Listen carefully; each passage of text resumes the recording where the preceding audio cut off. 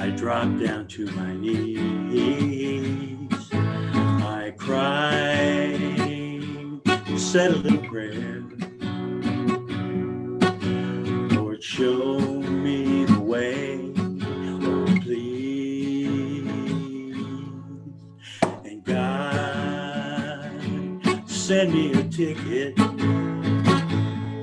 for a seat on the spiritual plane. And I flew through the heavens to find the spiritual world. And the angels came out to greet me. And they sang a song about love. And all at once he embraced me, high above in the spiritual world.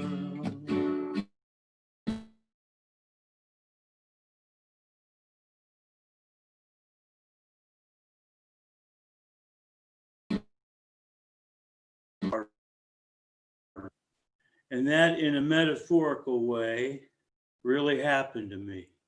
It really is an amazing story.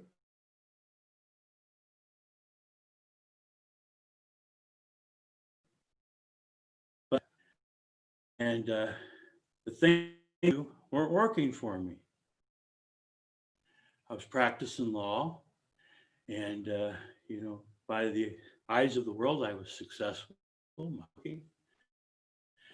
We had all these little kids running around, and there was my life. I mean, that's the only way I can describe it. So when I began my journey, and it really is a remarkable story. I should write it down. I assume everybody's got a remarkable story, but so did things start to turn for me like that? No, but it did start like this. And in 1999, I was actually flying to a business conference, and a man by the name of Doug McAdam sent me a copy of Marion Lippett's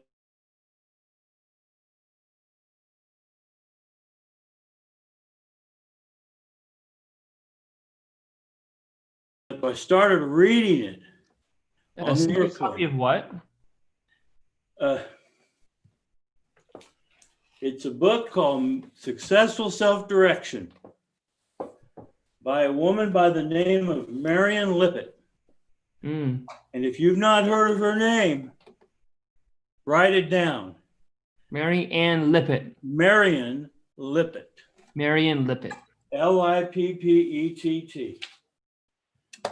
Thank you. Our friend Donald Streets, who was a close associate with Marion Lippett, told me a while back, he said that 300 years from now, the world will be honoring Marion Lippett for her contributions to the field of psychology. And so it's just an absolutely remarkable story. And there's no way that I can even, we can put our toe in the ocean. That's about it.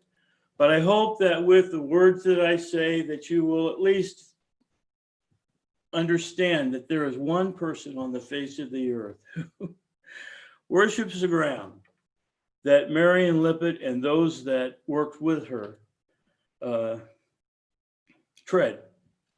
And I'm going to spend the last breath I have in this earth trying to help other people learn this knowledge that is contained. She was part of it, but only part of it. And so she wrote, is this okay to keep going like this? Or do you want me to get into it? I think it'd be great while you're talking if you could put something in the background so people don't just see the file on your screen, but it's fine, yeah. Okay, Marion Lippert wrote this book called The Worlds of God. Let me see. So it's actually really small on people's screen. Yeah, well, I'm just showing it to you. It's The Worlds of God compilation, and it was published by the National Reference Library Committee back in the early 1970s. This knowledge is based on, I'm just going to show you these books. I know you can't see them.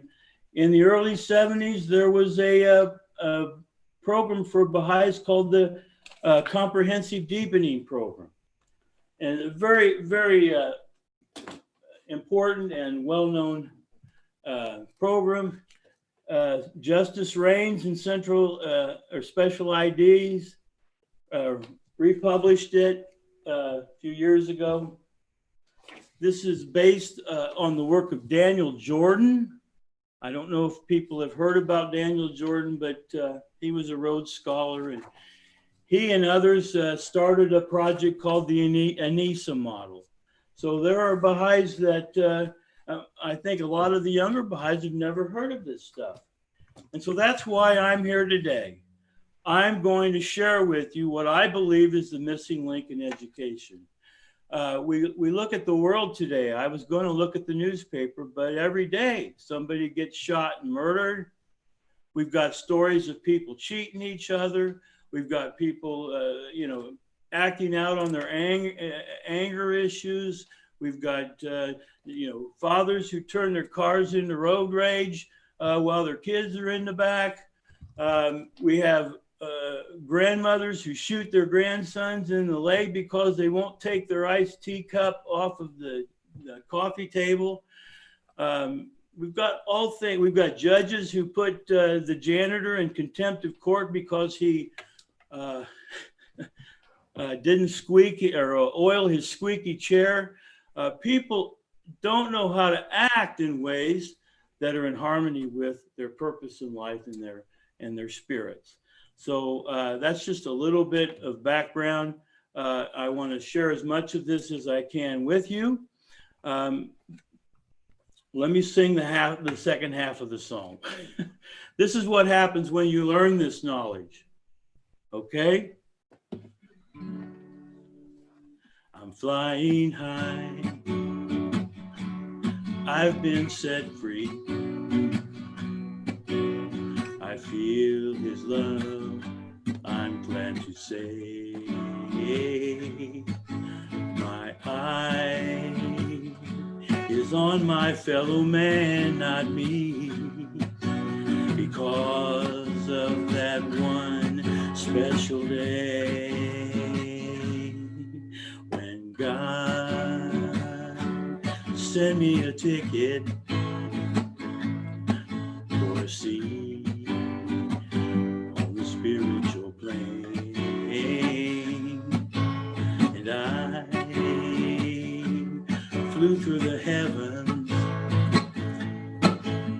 to find the spiritual world, and the angels came out to greet me, and they sang a song about love, and all at once he embraced me, high above in the spiritual world, and all at once he embraced me, high above in the spiritual world, high above in the spiritual world.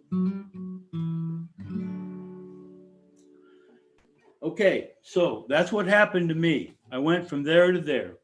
And I'd like to go ahead and get started now, if that's all right. And so I'm going to share with you what I believe the missing link in education is. Okay, and it begins by asking the question, what is life? And For the most part, people will either say that life is a good thing or life is a bad thing. And depending on your view, it determines what you are going to make of your life. This missing knowledge explains that there are two different views of reality. The first view of reality, which is what most people see,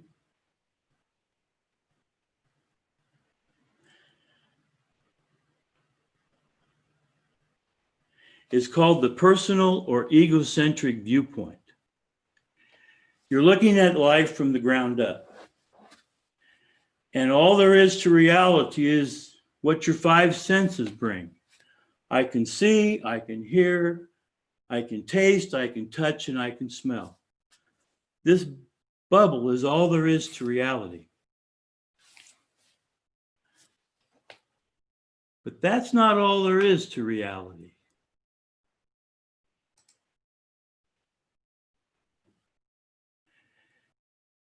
And we can explain it with the back of a dollar bill. Most of you have seen this pyramid, and it's got the all-seeing eye, or the eye of knowledge, or the eye of reason, the eye of God. So when we're thinking of the personal or egocentric viewpoint of reality, we're looking at the pyramid from the bottom. That's right. Can you see that arrow? You were looking at the pyramid from the bottom of the pyramid. And when you look from the bottom of the pyramid, what is your reality? You're able to see one side of the pyramid, aren't you? As far as you're concerned, that's all there is to the reality of the pyramid, because that's all you see of it. Well, we know that there's more to reality than just one side of a pyramid, right? And so a second way to view the world and reality is from an overall viewpoint. Instead of a ground up viewpoint, you're looking at things from the top down.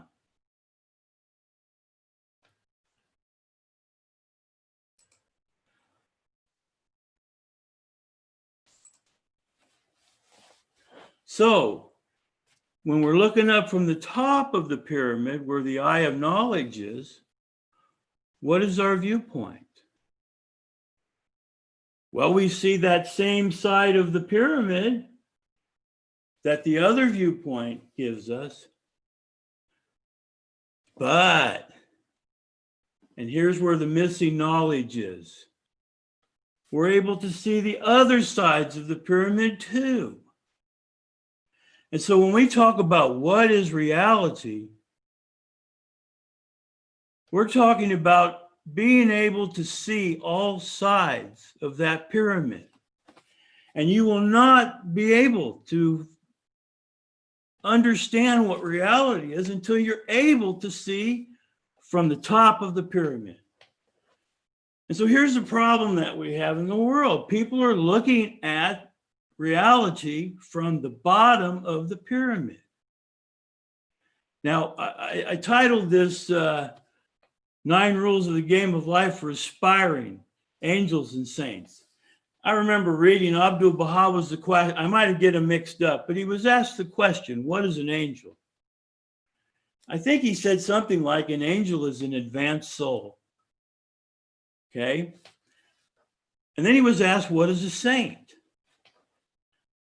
He said something like a saint is a person whose higher nature dominates his lower nature. Okay. So this eye of reason, this top-down vision, requires us to learn all aspects of the pyramid and to see its reality from all sides. And if we do that, then we can begin to act in ways that are consistent with our purpose as human beings. And it'll help us on our way of becoming advanced souls or spirits who have learned to control their lower natures with their higher natures. So, we need to learn to see reality from the top of the pyramid. How do you see things from the top of the pyramid? Okay.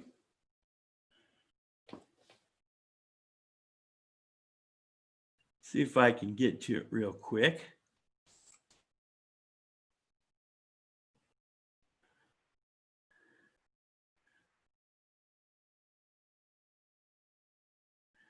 Okay, you see where I don't know how to enlarge that. Oh, here we go.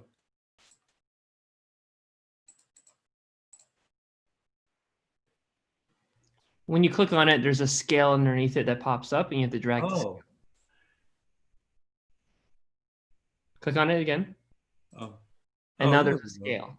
Thank you. You know, this is new territory for me. No worries. And you know what? This is part of the beauty of life. Life is not perfect. But if you understand what life is, it becomes perfect in an imperfect way.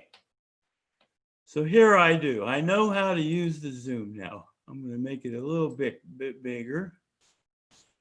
Great. So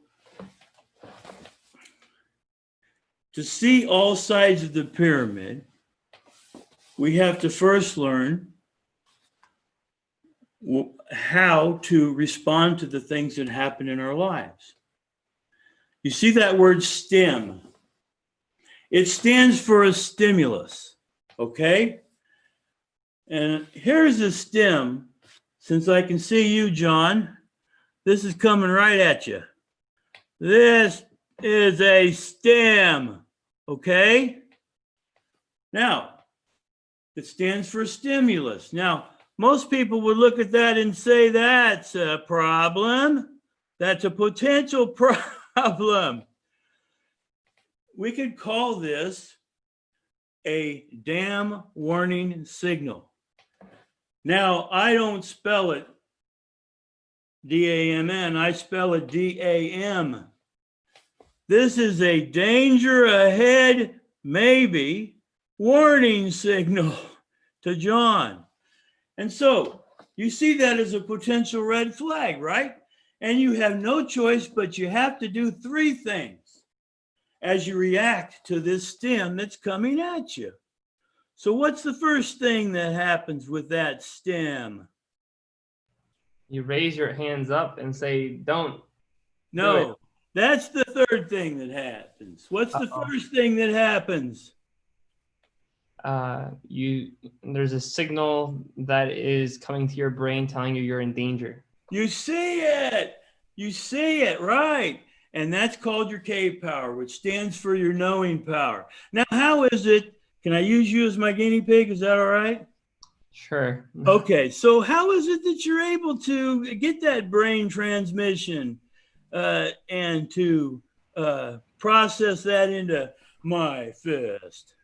So you have the actual image, which through light travels and hits my eye, and then my eye takes the signals through the nervous system to my brain. Okay, that's a much more technical answer than I need. You see it, and how do you see it? You see it with your physical eyes, right? Yeah. Yeah. This stem you see as your physical. Now, you know what? You got this big smile on your face. You don't seem worried at all. Now, let me say, if we were in a group setting, you might have been quaking in your boots. No. So the point is, you see it. You see it with your physical eyes, right? Yeah. The next thing that happens is you feel something, and you feel something with your loving power, your L power. And so, you know what? You just don't seem to be too bothered by me, right? No. But now imagine a different scenario. I've got this marker here, right?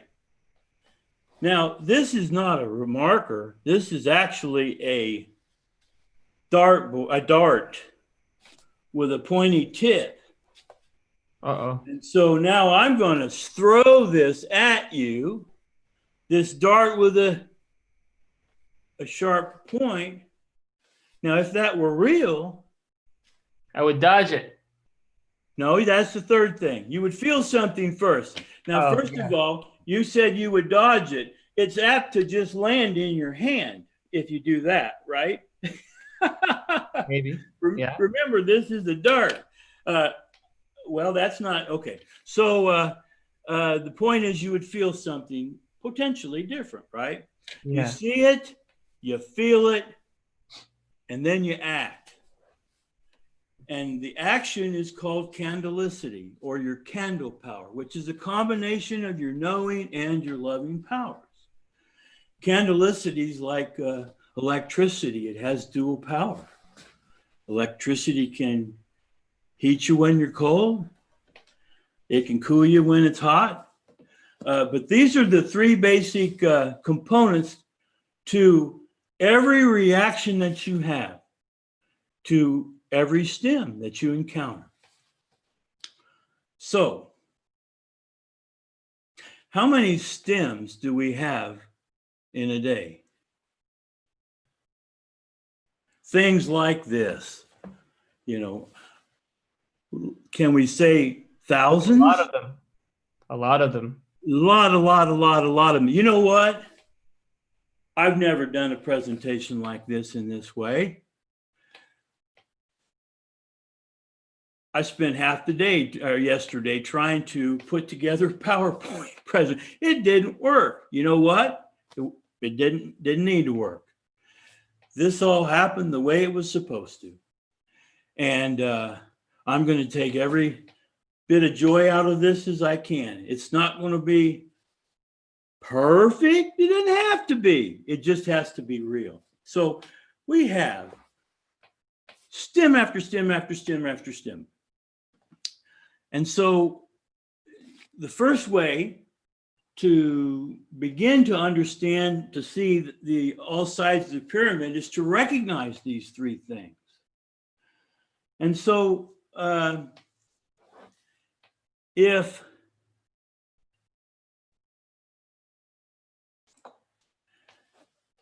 I guess ask this question, are we happy in our lives? Aristotle said that happiness is the meaning and the purpose of life, the whole aim and end of human existence. We all want to be happy and successful in our lives, don't we? And, you know, the broad brush says that less than a third of people are happy and successful in their lives. Another third are unhappy in their lives. And another third are really, really unhappy. So, you know, 2/3 of the people in the world are not happy and successful in their lives. And if you're not happy and successful in your life, what do you have to do to be happy and successful? Because everybody wants to be happy and successful. So what do you have to do? Well, what you have to do, whoops,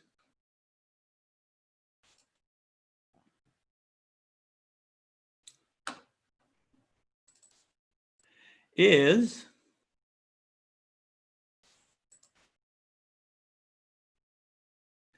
you have to change the way you see things. Okay? You change the way you see things, which causes you to change the way you feel about things. Okay? If you feel differently about things, it will change the way you act. And this is absolutely how it works out. And so what we need to do is to learn how to see things differently. So how do we learn how? I'm sorry? I thought there was a question. So now we have to start learning how to see reality in a different way.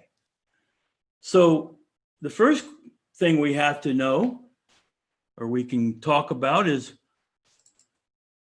let's talk about what reality is.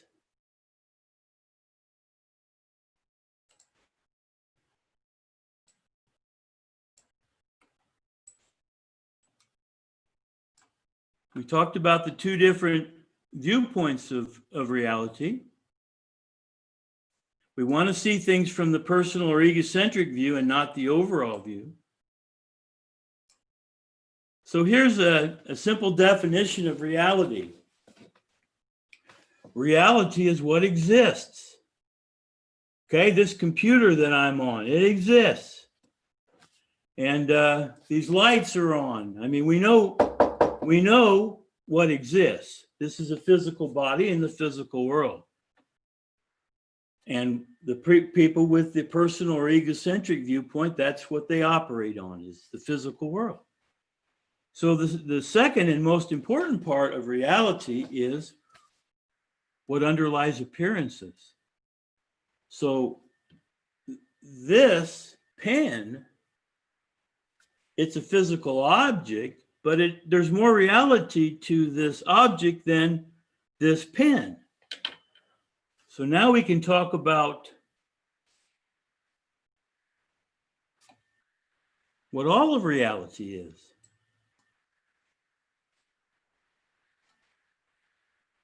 And to do that, we're going to talk about the reality of a toaster. Raise your hands if you know what a toaster is. It's a simple matter to talk about the reality of a toaster.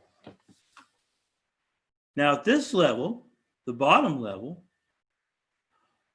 part of the reality of a toaster is that it has a name. It's called a toaster. Now, part of the reality of a toaster at this level is it has certain qualities. It's made of metal. It's got a cord. It's got wires in it. So we know what the physical properties of the toaster are. And it has action at this level. What's the action of a toaster? It makes toast, right? You pop a piece of bread and out pops a piece of toast. So that's one part of reality. And if you're operating in the physical material world, that's the level that you're operating in. The second level of reality says that a toaster has a life pattern. Okay? What is the life pattern of a toaster?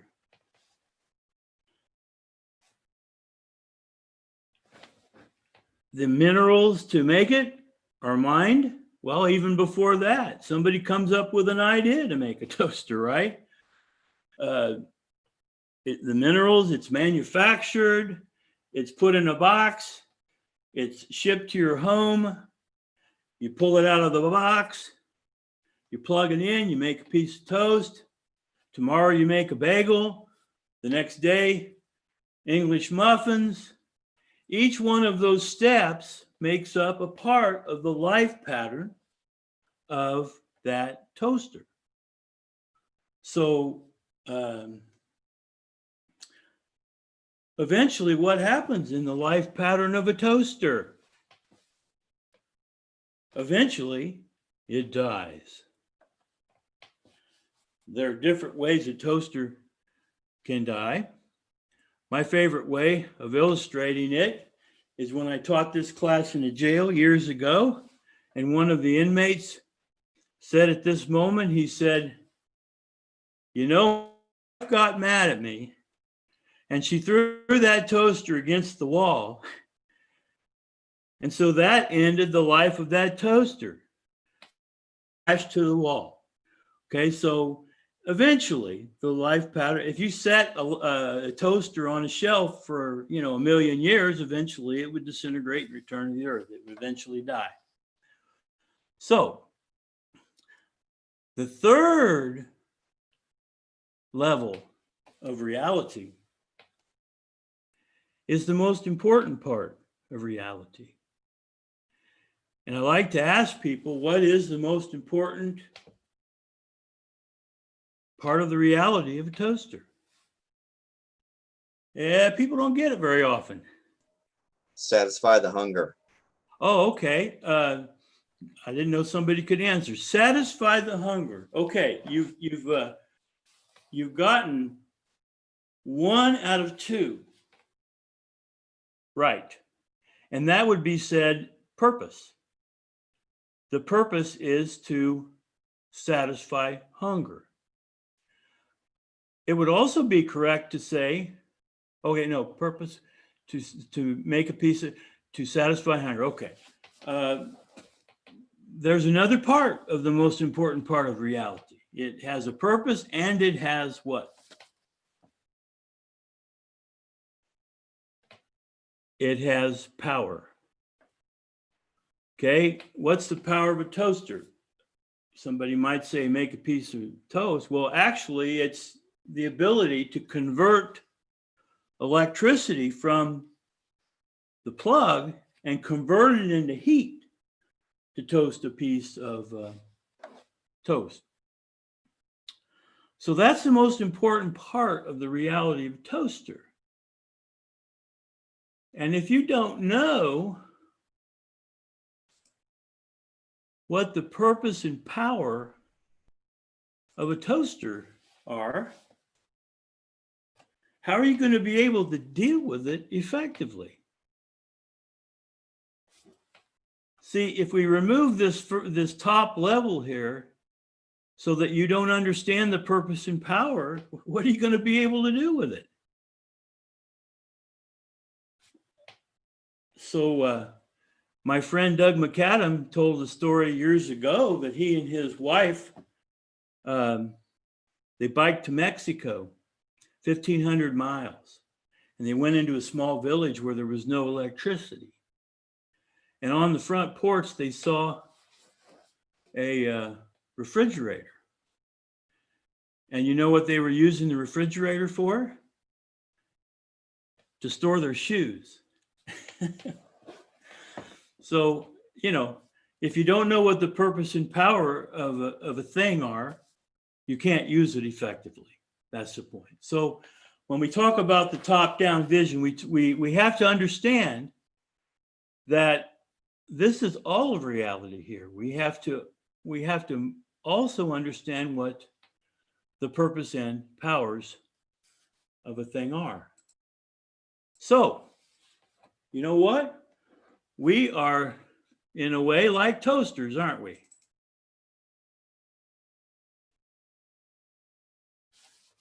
We have a name, we have qualities, we have action, we have a life pattern, which is a series of acts, each of which have a beginning and an end. And, you know, this talk we're doing today, this is one step in the life pattern of Scott Kinsey and the Clearwater Baha'is. Okay? And we as human beings have purpose and power. We're not teaching these things to anybody. I say that in relative terms. So we're not, this is the missing education, is we need to show all of reality to people instead of just a part of it. So we are like toasters in one way.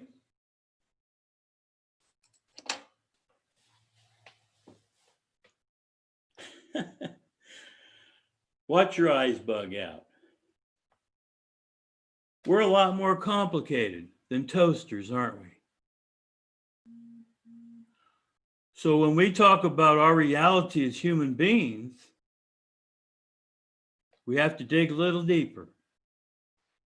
So here's my little caricature chart on our reality as human beings. And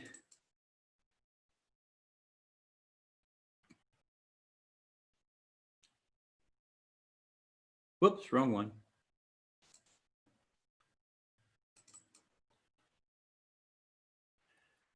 This is a written version of it.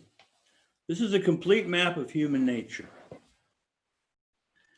And so we obviously don't have time to go into all of this. And I want to save room to at least tell you what the rules of the game of life are. So hit me when I need to go into that. You know, Abdu'l-Baha tells us that we have two natures. As human beings, we have what he calls a higher nature, and we have a lower nature.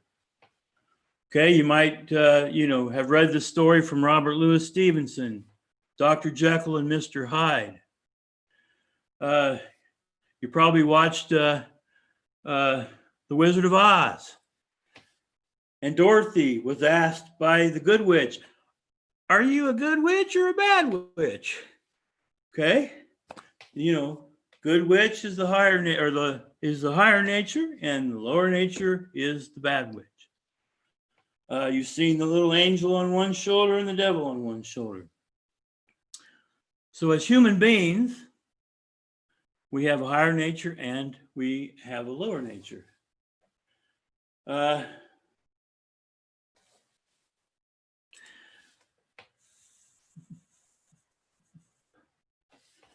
So I don't know how deep to get into this. This is a continuum, okay?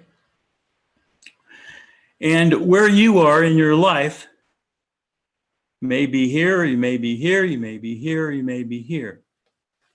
So we're obviously striving to get better and better and better, and that's the purpose of life. The purpose of life is to learn how to act from your higher nature, okay? I'm here now, I want to get here, I want to be here. So you're either predominantly higher nature or you're predominantly lower nature. Now, do we act from a higher nature? Do we act from our lower nature? Yes. When I act from my lower nature, am I in my higher nature? No. I have left paradise. But I can always turn back into my higher nature. And so there is a great quote from Buddha in a book called the Dhammapada. And I love this metaphor. Imagine on this side this is a scale of justice. And on this side of the scale of justice is a pot, and the word false are written on that, okay? And on this side of the scale of justice is a pot with the word virtues, okay? And it's a two-part verse that goes like this. Do not make light of your failings, saying, what are they to me? For a jug fills drop by drop. So the fool becomes brimful in folly. Second part, do not make light of your virtues, saying, what are they to me? For a jug fills drop by drop. So the wise man becomes brimful in virtue. So the question is, where are you in your life today? Now, I do this frequently when I go into jails, and I ask the inmates, I'll show you where I was, and you show me where you are in your life right now. Right now. So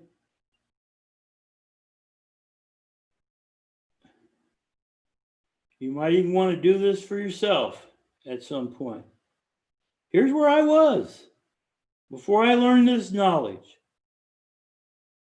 My faults exceeded my virtues. And so, the inmates,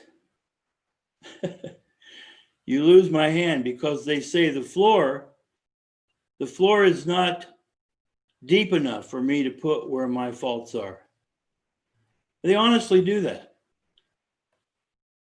And so the way this works, when you have to handle all the stems in your life, moment by moment, test by test, stem by stem, you either pass the stem or you fail it. It's as simple as that. If you pass the stem, you get to put one drop in your virtues jug. If you fail the stem, you must put one drop in your faults jug. Now, here's the interesting thing. We do this workshop, it takes 2 hours. The second class asked the same question of the inmates. Where are you today? Now remember, this is where they were after the first class. The second class, here's where they are after one class.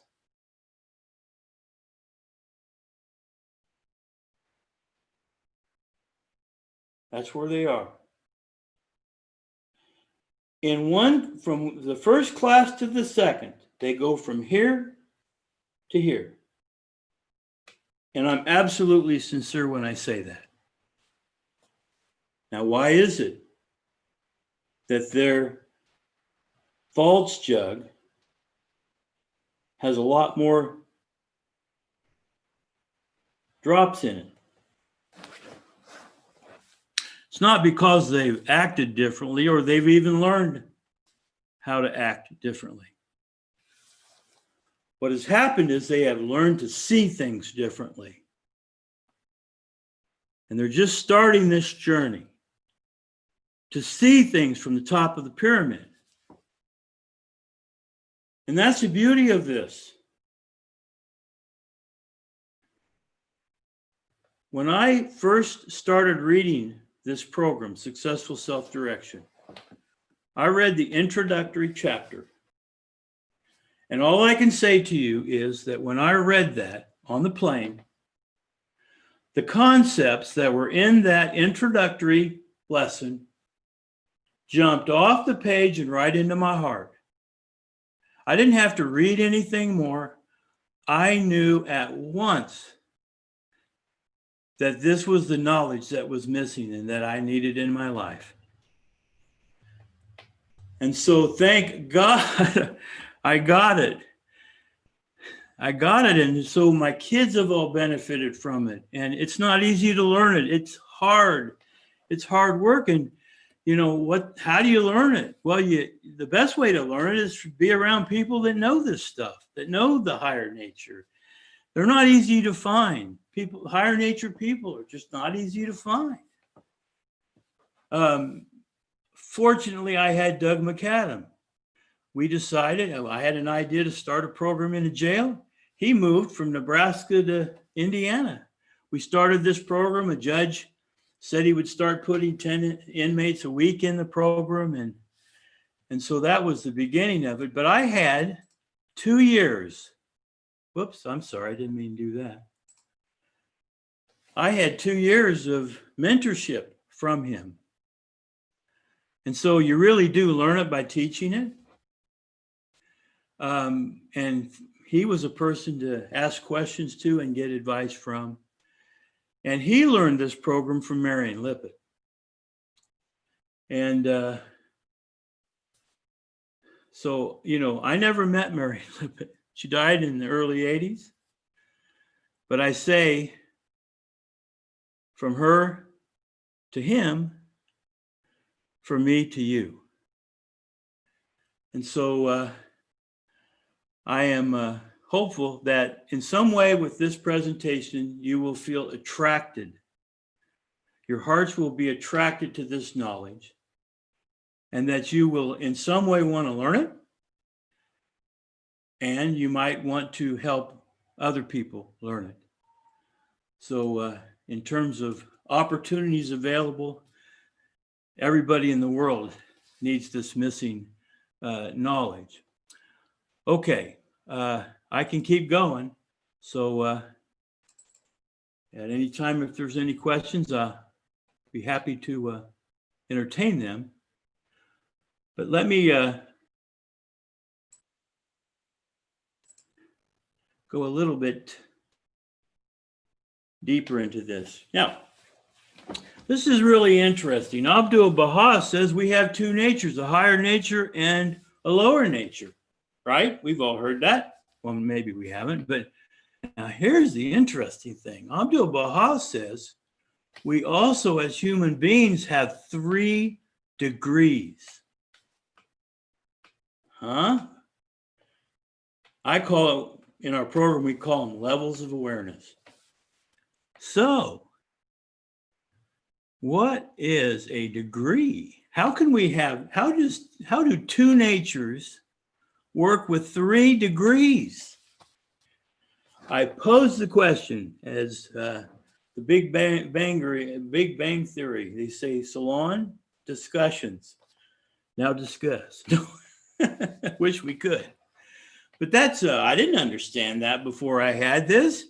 I have 2 natures and I have 3 degrees. How am I supposed to understand that?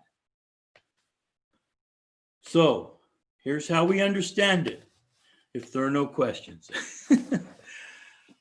The mind, this represents the body, the physical body, living in the material world, right? This represents the mind. That's the second level of awareness. And the third is the heart, or the spirit. Body, mind, and heart.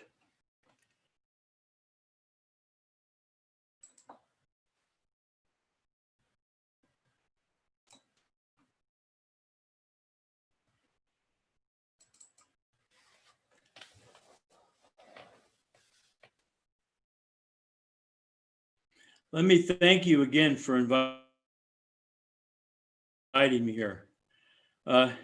This is great experience for me, and I think it's going to be the new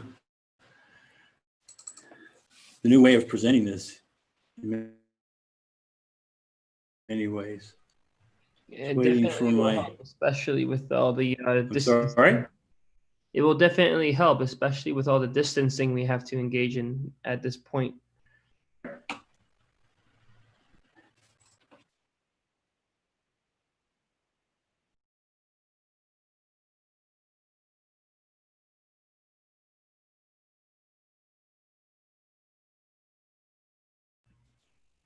There we go.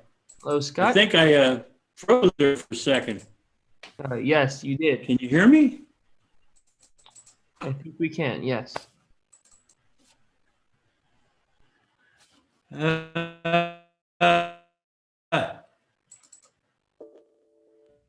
Try it again.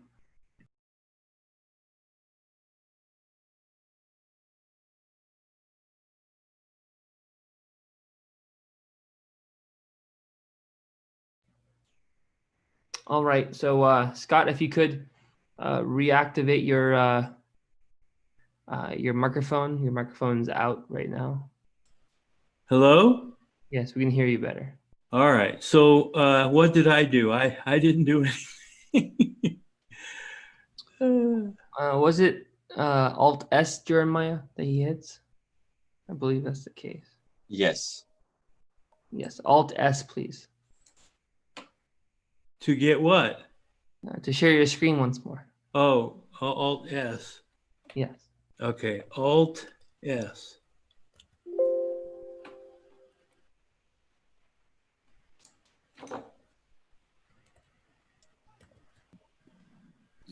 Scott, we need to make sure that you're actually selected on the application, the Zoom application, before you hit Alt S to share the Oh. screen. That's a. Am I here? Am I here? Can you hear me? No. What we meant is to click on your Zoom application, the Zoom application itself, and then you do Alt S. Where's So- the Zoom? Where's that at? So, do you see your toolbar anywhere? I did. Well, yes. Can you click on something safe on your toolbar without closing Zoom? Okay. Okay, so once you've clicked on Zoom and it's acknowledging you're in okay. Zoom, do Alt S as your function. I see. Alt. I apologize. I don't. That was a connection issue. No worries. Okay. There we go. So I hit all. Okay. There we go. Yay! There we go. All I right. apologize. Hey, you know what? The concourse. That was a concrete example of how life doesn't always go perfect. And I wrote a song called Life is Perfect, and in parentheses, in an imperfect way. And it's really true. Life is perfect if you understand that this stuff is all purposeful. So you can see my screen now? Yes. Okay, so this illustrates that we have 3 levels of awareness as human beings. The first level here is the world of matter. This represents the physical world that we have, right? We live in this physical world, and this circle represents the. I'm sorry. Can you open it, the image? Open it. Yeah. Did you have it open, your image? Yeah. Can you see it? No, we can see only your file, your folder. Apologize. Now? I think when you shared your screen, you only selected to share the folder itself and not your entire screen. So I go back and do what? Screen share again. There's a green screen share button. Screen share. Boy, Do Alt S again, as long as you're clicking on your Zoom, and then choose the proper screen. Okay, I'm on now. So can I hit all this? Yes. Okay.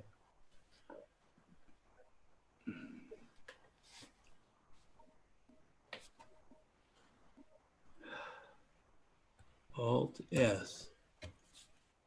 Okay, we have to restart your screen share. Oh my goodness. What do I do to do that? I'm going to turn off your screen share. Okay, now can you turn it back on, please? Oh, okay. Now turn it the screen share. Yeah, Alt S. Oh, Alt. It's okay. Yeah. And now choose to share your whole screen. So then you can go between your folder and the files you open. I'm not seeing my screens yet. Then click on the Zoom application so your computer recognizes. Oh yeah. You're making a command within Zoom. I see. So that's a quick Zoom lesson, everyone. If you want to share your screen on Zoom and you have the ability to, you need to make sure you click on your Zoom taskbar somewhere in your Zoom, whether it be the icon on your screen, whether it be your Zoom. I'm hitting the Zoom button, but it's Okay, now do Alt S. Alt S. okay. Here, okay. Yeah, that's your Yeah. Alt S. Oh, here we go. Share your whole entire screen. Are you seeing it? You haven't initiated it yet. Alt S. Yes.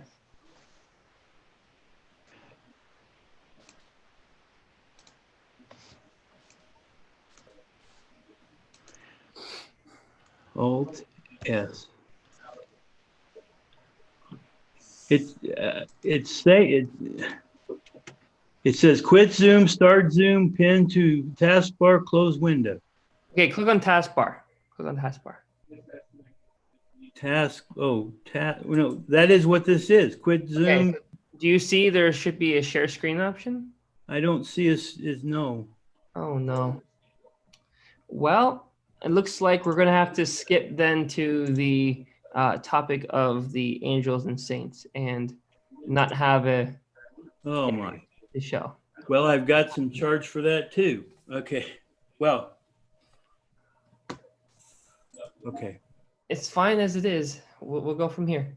Yeah, well, I wanted to be able to put up a screen that said what the rules of the game of life are.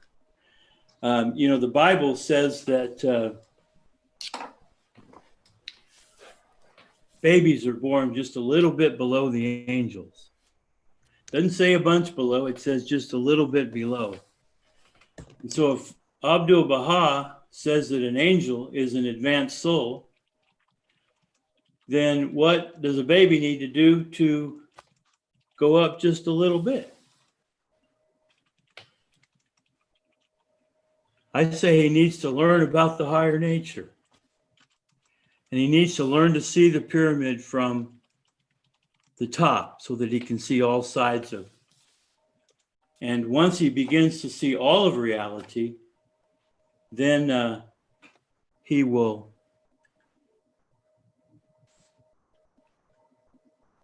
be able to fulfill his purpose.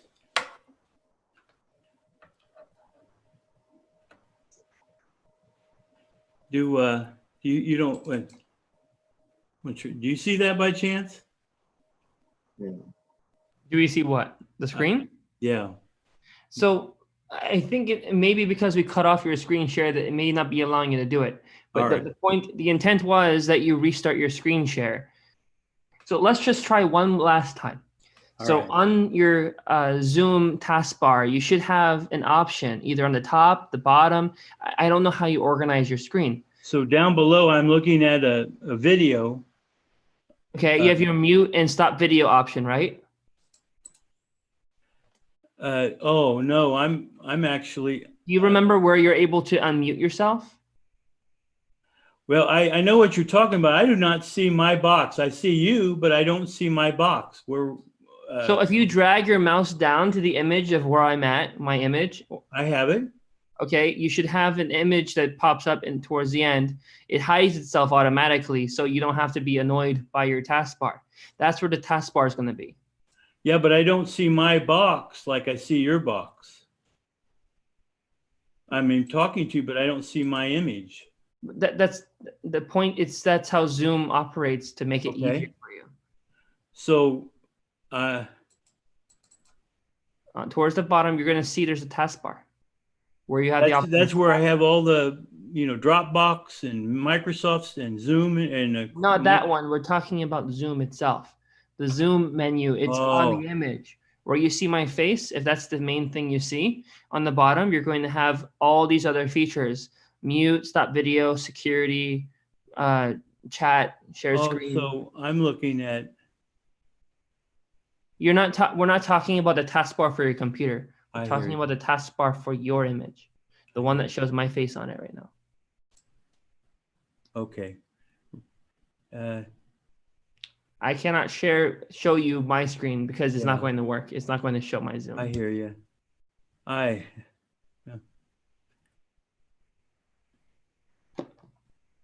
Okay, well, I'm just so sorry.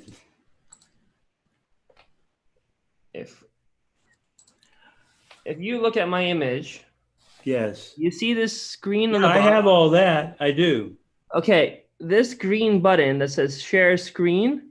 Yeah, I don't see that on yours. I see you've got a microphone and a video. And that's it. But you don't see any of these items? Not on yours, no. That is a shame. So there's I press this on the bottom. I hit, it says task. It says quit Zoom, start Zoom, pin taskbar, close window. So I don't know if it says quit. Does that mean I'm on it and start it? Do I need to start it again? No, I don't know. Can you? Okay. If you want me to share this file, really, I can. Let me see who can share. Okay, let's now try to share. Now tell me if you see the menu. I just Your changed menu? No. Can you see it? Go back there again where you said you saw the mute option. Go down. Oh, I see. No. Press Alt S. See if that works. Alt? Yes. One more time. Yeah.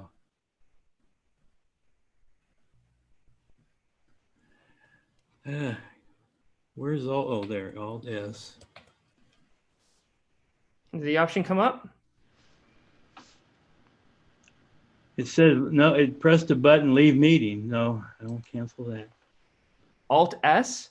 I pressed Alt S. No, nothing happened. I'm just. We took out the share screen function feature where it doesn't allow people to watch. All right, well, we're going to just have to go on. Right. Sorry about that. So how much time do we have left? I apologize. No, it's not a problem. Let's Yeah. continue with the part where we're talking about the angels and saints. All right. So you can tell, obviously, there's a lot of information here, and there's no way to put it all in a If presentation. you share it with me in an email, if you can do it very quickly, I can show it on my screen. John, let's just move on. He can Yeah. speak he can continue the presentation Yeah. as is in audio form, and we can take care of all this later. But he can go Okay. through his presentation now and just continue where he was at and speak as if he has it up there, and we'll take care of it afterwards. Okay? Okay, so I apologize. You know what? All I can do is my best. And so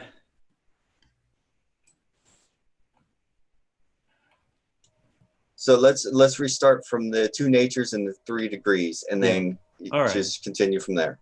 all right. Thank you. I don't know how much time I have left, but I'll do my best. We got 30 minutes. Don't All worry. right.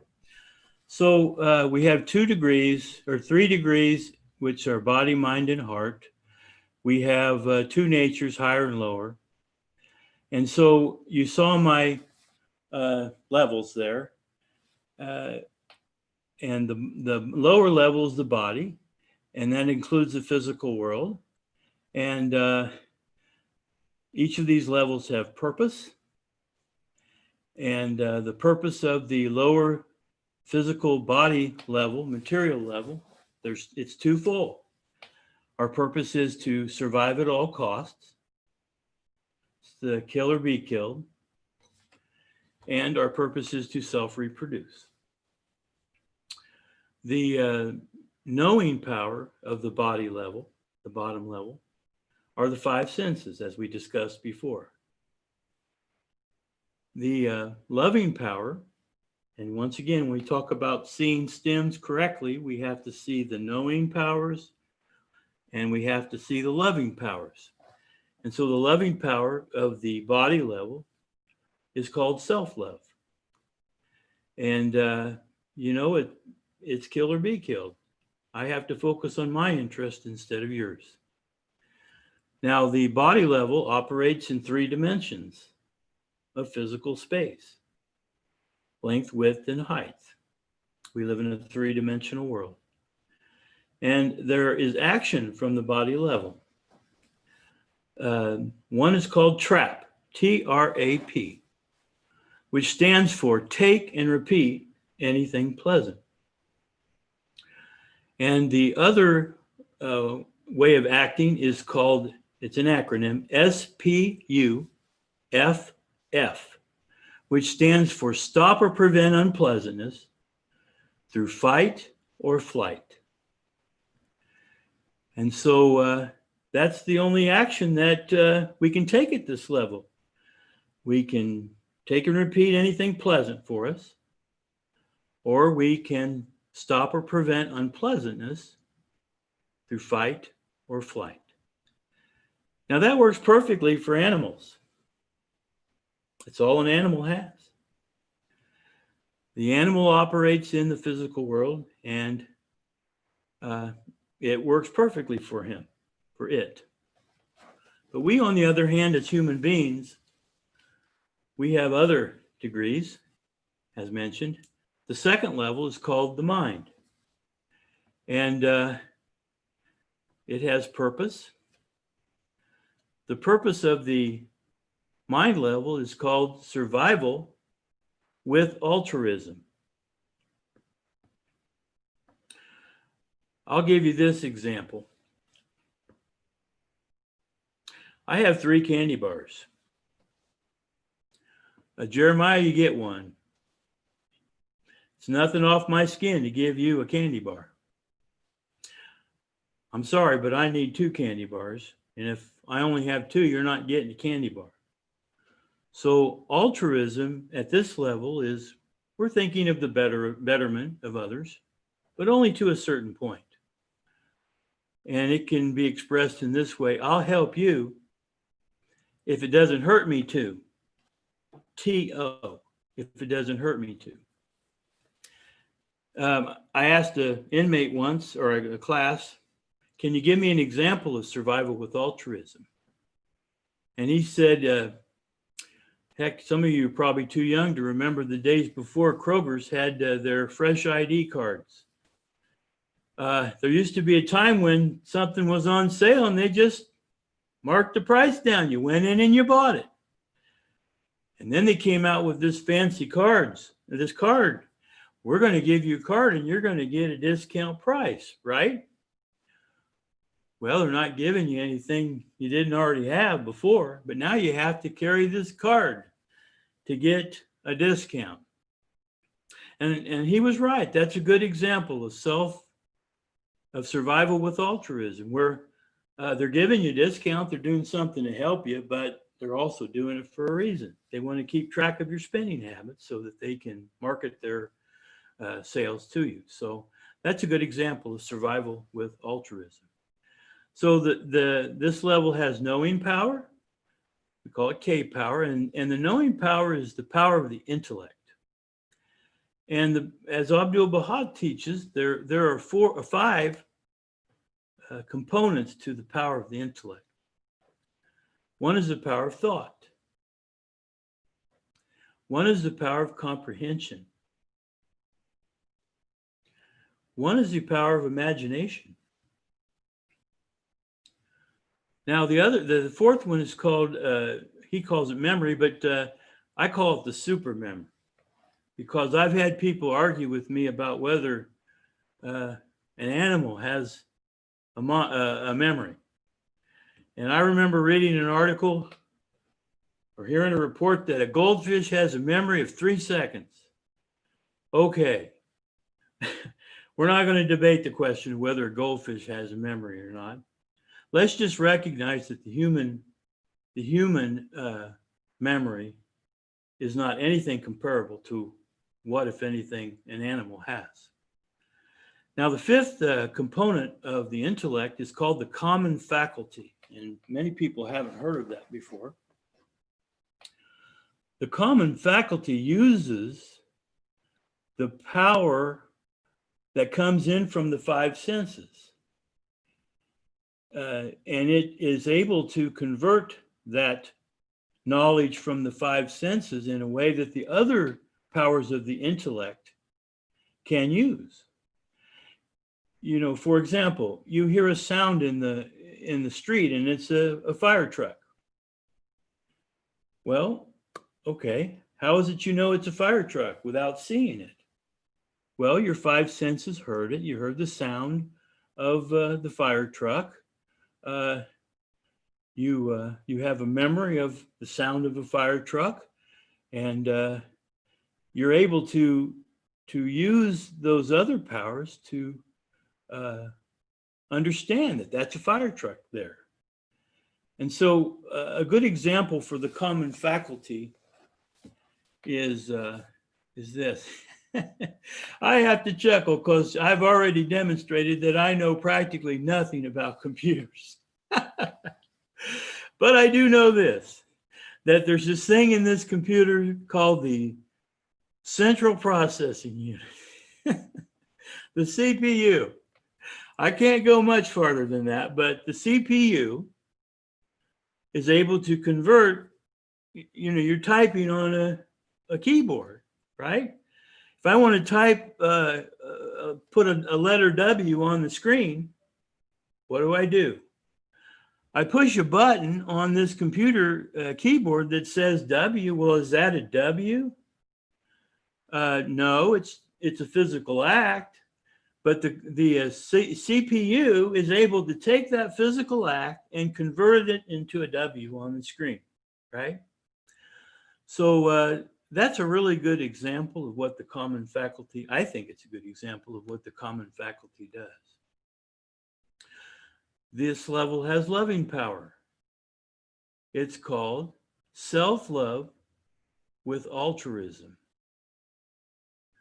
which says,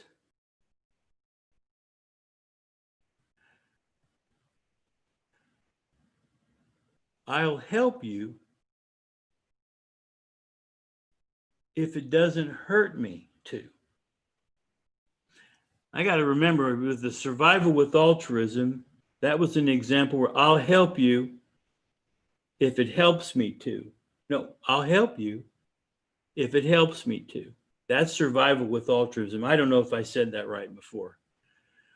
Kroger was getting the information on me. There's a purpose for the card, and I get the benefit from them. Self-love with altruism is I'll help you if it doesn't hurt me to, T-O-O.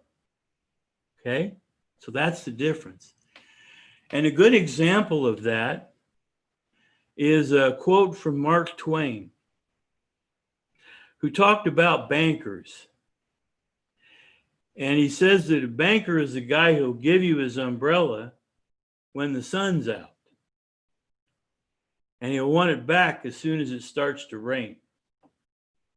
Okay, so that's a really, I think, a good example of self-love with altruism. If it's the sun's out, what is, a person, it's nothing off the banker's skin to give it to you, right? He's doing something altruistic to help you, but only to a point. So this level has an additional fourth dimension. 3 levels, 3 dimensions on the body level, a fourth dimension of time. And unlike animals, with the power of our intellect, we can live in the past and we can live in the future. So we can live in the past with our memory, and we can live in the future with our imagination, right? If I were to ask you, what is your favorite memory as a child of a vacation? You'll go right, you can't see me, can you? We can see you. Oh, okay. I snapped my fingers. Here I am talking to the screen, I thought. No, we can see you. Now it's just instead of having a screen share with a smaller image of us, now we are the main screen. Now this is what people see. Okay. Well, I hope people are will benefit from this. Maybe we'll try to take 2 someday. I'll probably be better or have one of my kids here to help. Okay. So in an instant, you go back to your memory, don't you? You remember you know what? When I was 12 years old, we took a 2-week trip to the Rocky Mountains. Then we drove for a week, and then we drove to Dallas, Texas, and we went to spend, I was 12, we went to spend the week with my uncle, Howard Menking, who was a Knight of Baha'u'llah. And many Baha'is think fondly of him. But that's what our memory does. My wife and I were scheduled to go next month to Hawaii. I've been to 49 states and I'm missing one. Guess which one? So my imagination takes me to Hawaii.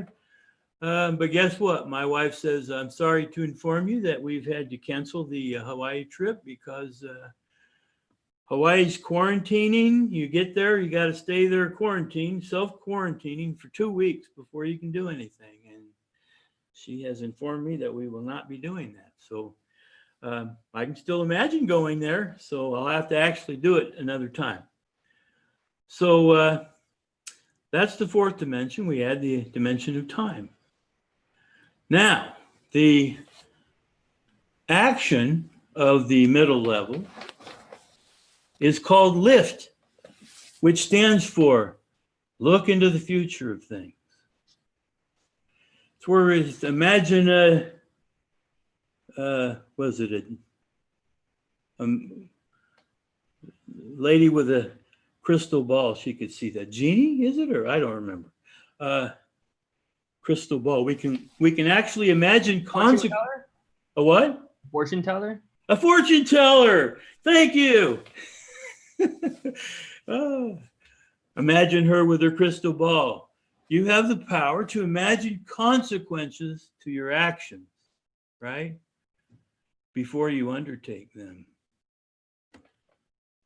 And so you can think of things that, I'm pretty mad at this guy over here because he's not wearing a face mask. What do? Well, now, okay, I'm getting ahead of myself. Depends on who it is. Yeah, I'm getting ahead of myself, but so there's a good example. You can look into the future of things and you can say, well, if I walked up to that guy and I punch him in his nose, that's going to lead to this consequence, right? Maybe I better not do it. Maybe I better not undertake that action. So you can think before you act. And this is, we operate on our emotions. We act on our feelings, right? You get mad, you punch somebody. But if we can just take that breath of space to think before we undertake the action, that makes all the difference in the world. Shakespeare, I love this quote from Shakespeare in the play Hamlet. He says, there's nothing either good or bad, but thinking makes it so. We have the power to control our feelings by our thoughts. And going back to the reactions to the stem that we talked about earlier, you see the stem with your knowing power. You feel the stem, and it causes you to act. If you don't have this knowledge, you're not thinking about consequences to your actions. You're just acting. And we're actually prisoners to our emotions. And we end up acting in ways that are not good for us and others. So that's look into the future of things. When we are at the top of the pyramid, we have to use all of these powers, the powers at the body level, the powers of the mind level. And then we get up to the third level, which is the level of the heart or the level of the spirit. And so at this level has purpose. Abdul-Baha was asked the question, what is the purpose of life? I like to ask people, the dialogue is nice, but we don't have it here. He said that the purpose of life is to acquire virtues. I'm sorry? What kinds of virtues? Well, we could get into that. I mean, it's a positive characteristic as opposed to a negative one. Unity is my favorite example.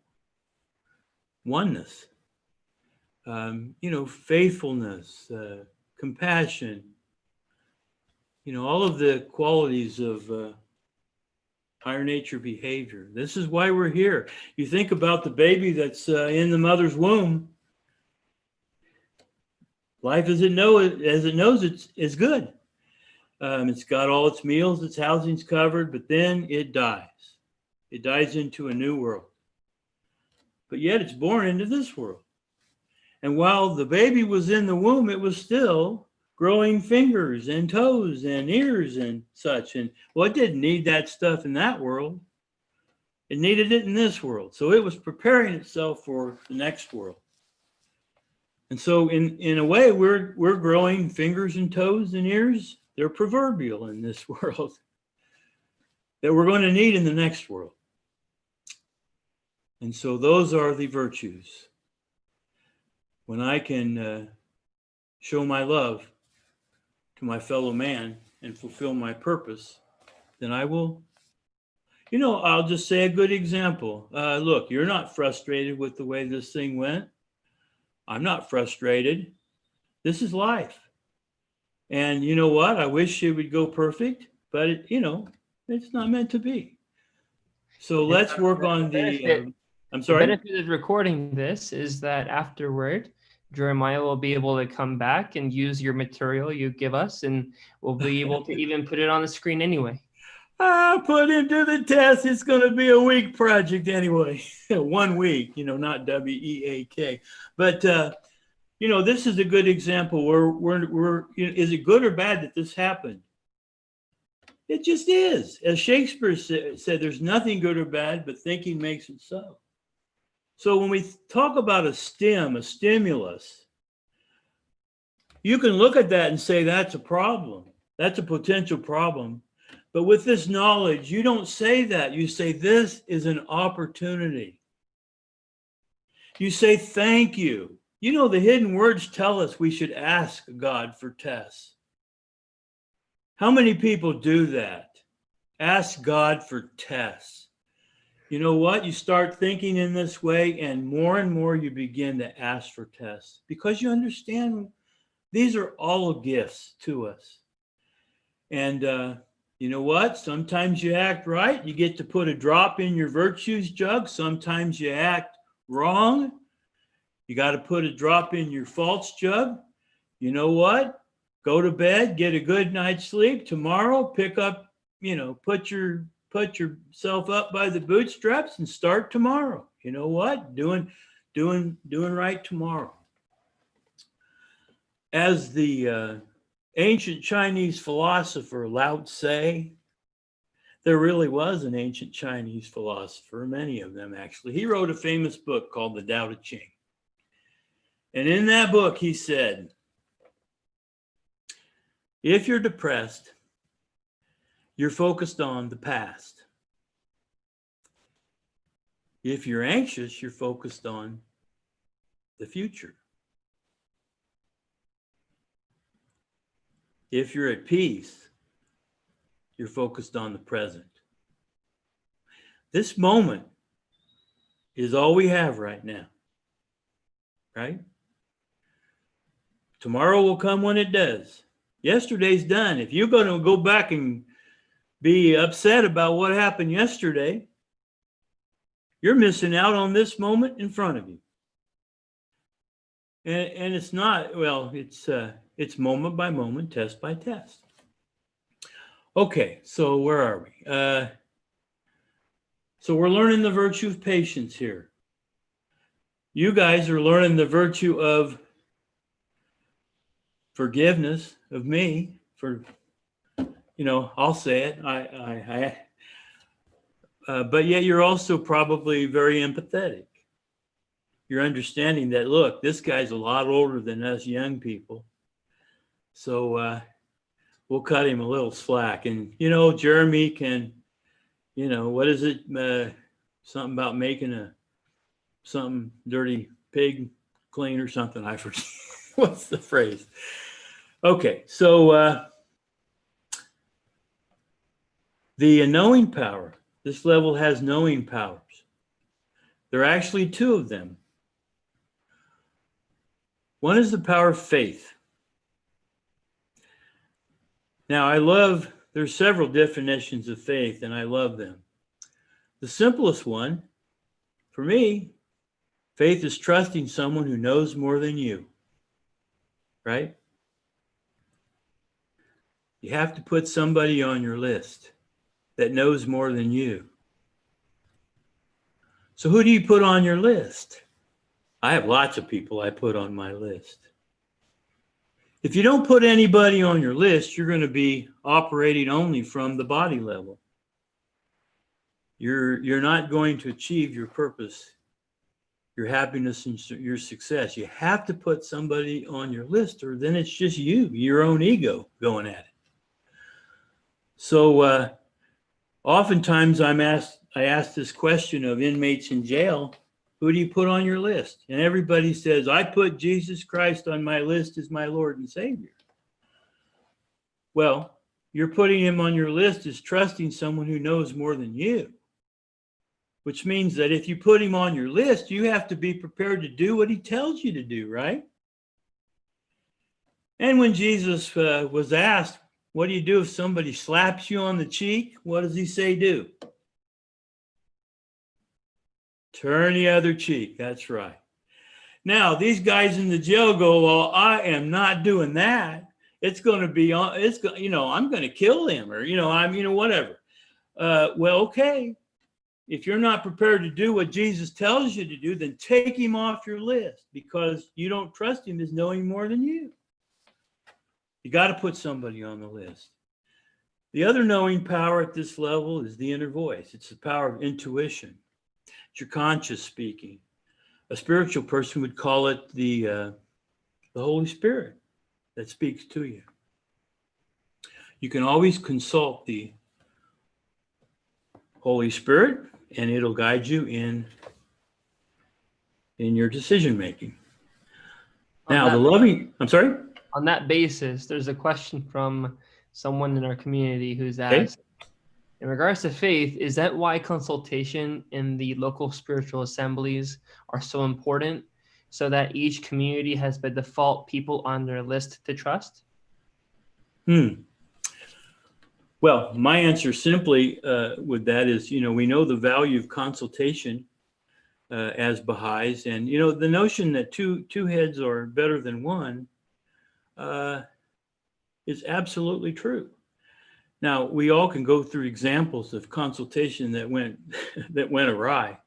And I can look back on assembly meetings where people got so mad they screamed and shouted and huffed and left the session just so mad. Well, that's not what consultation is. To consult, the first prerequisite is that we have to all be in the right spirit to do that. We have to be in our higher natures, because when you're in your lower nature, it serves no purpose. I'll give you one really practical example that's on my brain right now. My son, Daniel, he's my only son. He got mad at me. I don't remember what for. He was 15. And he yelled at me through a door. He said, "You're such an a-hole." He didn't say a-hole. He said a-hole. We don't speak like that in our family, but he said that. He was so mad. Now, what do you do as a father to a son who does that? Well, the answer is that at that moment, I did nothing, because he was angry. And when he's angry, you can't have a constructive discussion with him. You have to wait. You have to wait until he gets back into his higher nature. And so later on that day, I drove him to a soccer practice. And before we got in the car, he said, "Dad, I want to apologize to you. I got mad and I said something I shouldn't, and I got in my lower nature, and I'm sorry." Now, when he sat in the car and we drove for a half an hour to the soccer practice, my gosh, that's the time to talk to him. We're both in our higher natures. I can say anything to him. And so that's what consultation is.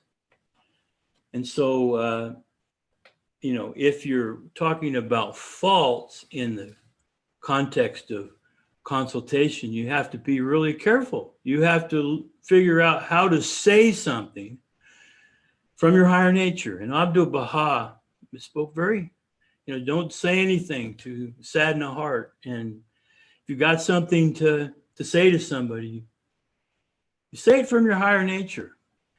Now, my middle daughter, Natalie, for years, she's one of these kids who she runs hot and cold. When she's good, she's good. And when she's mad, you better not be standing in front of her, because you're going to get the wrath, right? We've all met people like this. And so in my dealings with her, when she's mad about something, I put my hand up and I say, Natalie, I'm not going to have this discussion with you right now. And so for years, she says, Dad, you avoid confrontation. And I say, no, I don't avoid confrontation. I just have a simple condition that I'll talk to you about anything as long as we speak from our higher natures. And you know what she said? Sometimes you can't say things from your higher nature. Then you don't speak. Then you don't speak. If you can't say something from your higher nature, you don't speak. As they say, if you got nothing nice to say, don't say it. Absolutely. And so she's now 30. And I just say, I wish I could spend time just bragging on my kids. But I do have a question from you, actually, about this same subject from Alex, who's watching us here on Facebook. And Okay. I got the other computer up to read it off. So if you don't mind, I want to No. look away from you for a moment. It says, first, he appreciates your presentation. He says, thank you. And he wants to know if you have any advice about how one might balance the faculty of thought with that of spontaneity, how one might discern from which of our natures, the higher or the lower, one's intention to act or speak springs. So I can say that again if you like. Yeah, you don't need to unless you want to. That's a very good question. And my answer is that it comes with practice. Test by test, moment by moment, stem by stem, hour by hour, day by day, week by week, month by month. You'll spend the rest, if this knowledge, if you're attracted to it, you'll spend the rest of your life working with this knowledge. Now, it starts out, and I hope this gets to the question, but it starts out, you learn this with instruction. When I talk about the rules of the game of life, that's my way of getting into this. We're getting into it now. You're not going to get it all, but hopefully you'll at least get attracted to it, that you can begin to say, there's something, like I did. You've heard enough now to say whether this is something that your heart is attracted to. This is a start. I want to learn this. So instruction is the first way to learn this. In this program, Successful Self-Direction, that I read, that I learned with Doug McAdams, that I've taught in jails and stuff, is 13 lessons. And so each lesson is a 2-hour workshop. And the instruction, you're learning these rules, and you know what? You're not going to remember them all, but you know what? You'll remember some of them. You'll remember, well, I have 2 natures and 3 levels. Well, how does that work? I haven't even told you how it works yet. I need to do that. But the only way that you can discern this stuff, this is higher nature action or this lower nature, is by learning the rules. And you learn the rules by instruction. Have somebody help you learn. I don't think you can read a book and just learn it. You can read books and books and books, and you're not going to learn this stuff. You need to surround yourself around people who know this stuff. And there's different ways to get this stuff. But if you hang around people that are focused on doing the wrong things and, greed, there's 3 gates in hell, or gates of hell in Hinduism. You know what they are? One is anger, one is greed, and one is lust. Well, how many people are in one of those?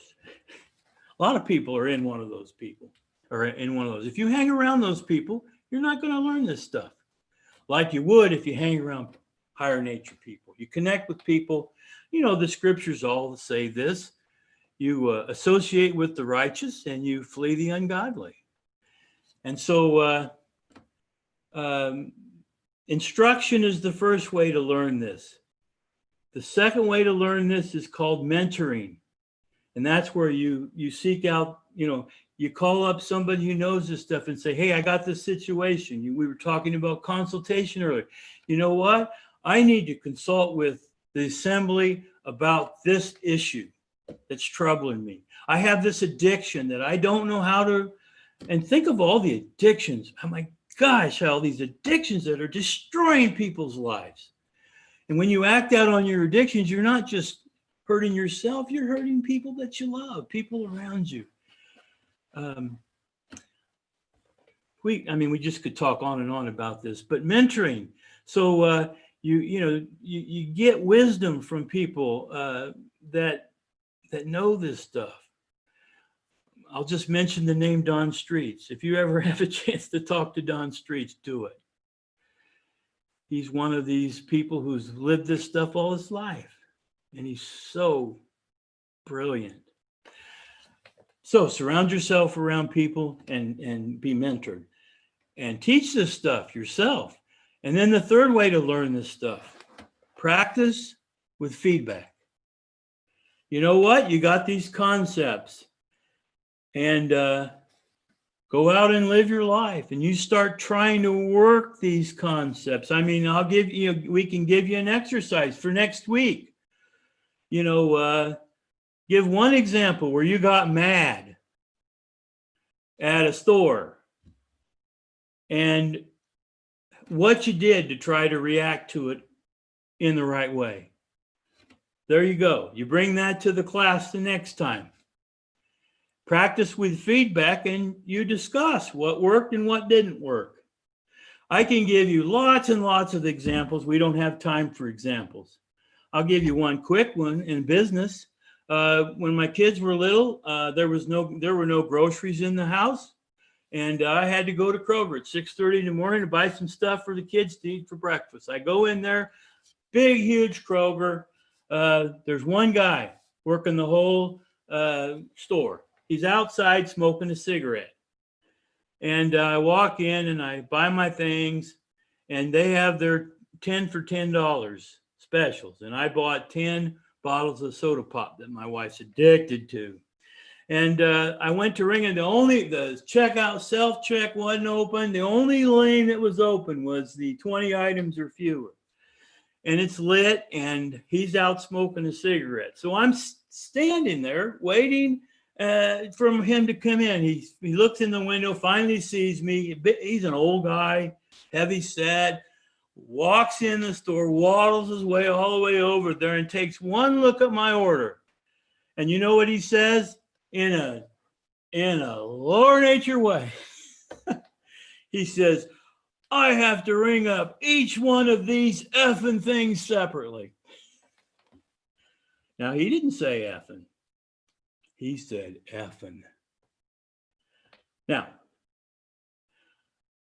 should we even have to have a conversation with him or the company about whether it's okay for you to tell the customer to F off? This is the dysfunction that our world is right now. You think about politics, the Democrats and the Republicans, nobody wants to consult about the people. I want to ramrod my ideas through. My way is the only way that work, and if you don't like it, then there's something wrong with you. So why did that guy say that in that store? Well, he said it because that's the best that's expected of him in that store. Okay? We have lower nature. A third of the people are lower nature. A third of the people are lower nature. A third of the people are higher nature, and higher nature people. So it's on the manager. The two most important qualities, is it in your interest to have higher nature people working for you as the manager? Hey, your bottom line is going to work best if you have people who know this knowledge, right? And act from their higher natures. So the two most important factors in having happy and engaged employees. Number one, your relationship with your coworkers. If you don't like your coworkers, you're going to hate your job and you're not going to want to work in that environment. And number two, it's said in this way: the level to which the employee feels appreciated for the work that he does. And that's on the manager. It's on the manager to go up to that guy and say, hey, how's your day going? You know, I really value your work as an employee. And make sure he feels appreciated. That guy doesn't feel appreciated. He's only there to get a paycheck. And when I say lower nature, the research calls him an actively disengaged employee, where he is so miserable in his life and circumstances that he actually subverts the good interest of the company. And so, hey, those are the employees we really don't want. And so, do I have time for a quick story or not? No? Jeremiah? I wanted to give you my 9 rules real quick. I can do that in 2 or 3 minutes, but I mean, they're just. All right. We have until 12:45, so you have a couple minutes. Go ahead. Just a couple minutes. Yep. Okay, I'm going to move on. But I just want you to know that I'm just trying to give you a taste of this. And so let's see. Higher nature. Okay, yeah, that's where I was. So okay. The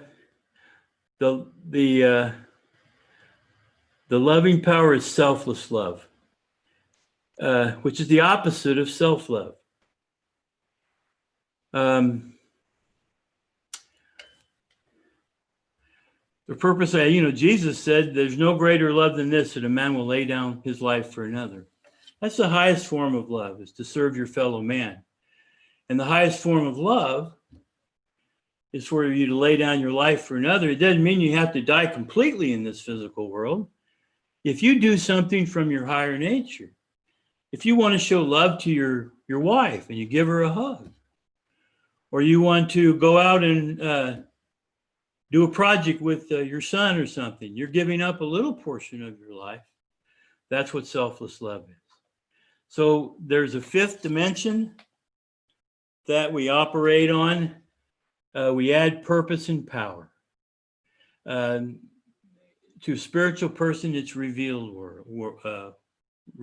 knowledge. The bottom level, the body level is instinctual knowledge. The mind level is acquired knowledge. We acquire it by learning. The top level is called revealed knowledge, and it's revealed from messengers of God. And so the action of this level, it's called GAP, growth ahead, please. And so I wish I had more time, but this is where you turn to the universe or the creator or God for direction. And I have several tricks that I use. I'll just give you one example, and we'll have to move on. I have so many. I have probably hundreds or thousands of stories like this that are experiences that have taught me this knowledge. That, by the way, is found in all the religions. These are the universal truths that are found in all the religions. All of the messengers of God have taught these things. And so, as a Baha'i, frequently we get bogged down into, what are the universal truths? I'll say these are the universal truths, and they can be found in all the religions. But I'll tell you one more story. This one's about my wife. Some of my kids lived up in Michigan, and my triplets and me and my mom were driving to Michigan, and my daughter Momo was driving, and we got on the interchange up around Gas City to Interstate 69, and we switched drivers. And so I'm now the driver, and I'm driving, and my mom, who's 90 or 89 years old now, she's sitting in the middle of, it's a van, she's sitting in the middle of the back seat, middle seat. My wife's in the passenger side reading a book. She loves to read. And so my wife says, and we got the music turned on, and my wife asked, or my mom asked me a question. And so I started to answer the question. Oh, I'm sorry. Before that, my wife's reading and she says to me, "I'm sad." I said, "Why are you sad?" And she says, "I want to keep reading my book, but it's getting dark out and I can't see in the desk." And I said, "Well, just turn your passenger light on." And she says, "Well, I don't want to turn on and bother you driving. I know that would be an inconvenience." So I said, turn the light on, just read. And she was very grateful. She starts reading her book. And 5 minutes later, my mom, she asked me a question. And so I started answering the question. And all of a sudden, my wife reaches over and she shuts the radio off. And she's mad. Well, my first instinct was to say, "Why did you do that?" And she says, "Because I'm not listening to you talk to your mom while you're listening to the radio." So now we're in silence. And I am mad. I am mad because I just did something really nice for my higher nature to show selflessness to my wife. And she thanked me by fighting me. The lower level, we call that stop or prevent unpleasantness through fight. And she was fighting me. And so I got mad and I decided that I wasn't going to say a word. I wasn't going to speak. And how long would I drive until somebody would realize that I'm not speaking? Well, okay, we're driving and now I'm in my lower nature speaking or not speaking. And we call that stop or prevent unpleasantness through flight. And in being mad, I probably, if I had a bag of potato chips there, I probably would have eaten them because that's trap, take and repeat anything pleasant. Or maybe a box of ding dongs. So I am mad and well, everything's going along just fine for everybody else in the van and nobody notices, the radio's off. And so I start doing all of my little tricks and to get into my higher nature because I know what this is. It's a test, but I'm mad. How do I get in my higher nature?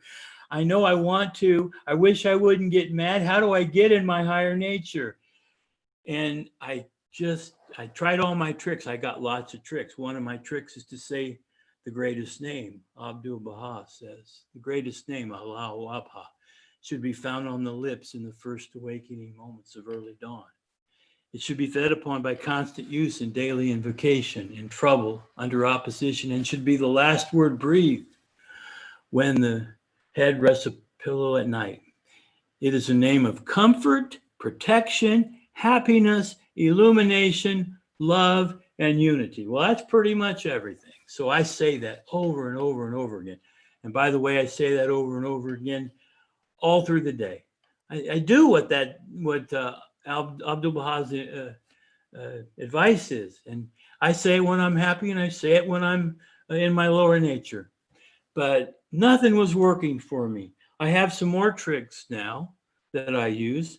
One of my new ones is I say to God, guide me to think, speak, and act from my higher nature. I like to say that over and over again. But I'm trying my tricks. I got others, but I drove for 93 miles. Did not say a word. Nobody asked me anything. Nobody even knew that I was silent. And then on the 93rd mile, I started chuckling. I had a big smile on my head because what I failed to do was the thing that I think is, for me, about the most important thing of all. And I said, I can't believe it. I drove 93 miles and And I didn't even do the thing that I tell everybody to do. I have to take a pause just to laugh. So I chuckled to myself and I said, okay, I know I'm going to get an answer right away. And I said, what action do you wish me to take to remove this negative emotion that I feel? And I got a lightning bolt answer. And the lightning bolt answer was this: ask your wife if it's okay to turn the radio back on. I looked at my wife and I said, do you mind if I turn the radio back on? She said, I don't mind at all. Turn the radio off or back on. And that was the end of my test. And you know what? I passed that test. Now, I was in my lower nature, but I passed that test. And I got to put a drop in my virtues drug. And, you know, it's such a little thing, but it's such a profound thing when you understand how this stuff works. So there's lots and lots of learning to do when you get into something really stressful and really serious. And gosh, can I do one? Can I just do one more thing? Is anybody there? We gave until 12:45. What time is it? It's the 12:30. It's 12:54. Okay, well, Yeah. I got a 2-minute thing, but we'll do it another time. Yeah, we're gonna have to hold that for another time. We really The rules, I'll put the rules up. I'll get them. We've already talked about some of them. I'll just read them real quick. I'll just read them real quick and that'll be the end of it. Okay. Cool. 9 rules in the rules of the game of life. Number 1, as a human being, you have 2 natures, a higher nature and a lower nature. Rule number 2, in every situation, you have a choice to act from your higher nature or your lower nature. Rule number 3, every experience of your life is a pass-fail test. When you act from your higher nature, you pass. When you act from your lower nature, you fail. Rule number 4, thoughts are more powerful than feelings. Rule number 5, everything happens for a reason. And I'll add this for me. Everything happens for a reason, and the reason why everything happens is for me, Scott Kinsey, to learn how to act from my higher nature. Number 6, the purpose of life is to learn how to act from your higher nature. Rule number 7, you learn how to act from your higher nature by connecting with higher nature people. Number 8, each day a new game starts.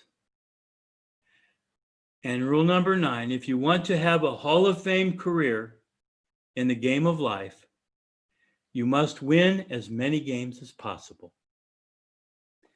So, thank you for allowing me to come. It was a bounty to be able to do this with you.